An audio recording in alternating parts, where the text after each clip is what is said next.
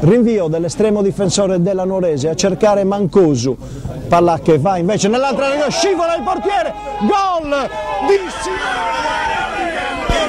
Questo incredibile gol del portiere della Nuorese, Simone Pettinari, realizzato in pieno recupero, ha chiuso la gara fra Colognese e Nuorese, regalando ai verdi-azzurri la quarta vittoria consecutiva.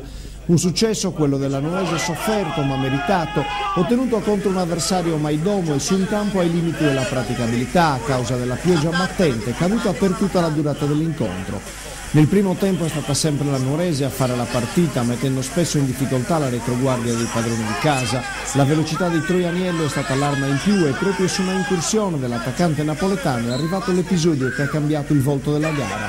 Troianiello infatti è stato atterrato in area da corna e il direttore di gara non ha avuto esitazione a concedere il rigore con conseguente espulsione del difensore lombardo. Dal dischetto lo stesso Troianiello ha trasformato in paradosso. Nella ripresa i lombardi hanno reagito e Pettinari è bravo a ribattere al settimo in diagonale di Conca. L'espulsione di Valli per proteste riduce in 9 la Colognese, ma i verdi-azzurri non capitalizzano le occasioni garette, soffrendo fino in fondo l'aggressività della compagine lombarda, fino all'incredibile gol di Simone Pettinari, che chiude la gara e conferma la Nuorese al comando della classifica.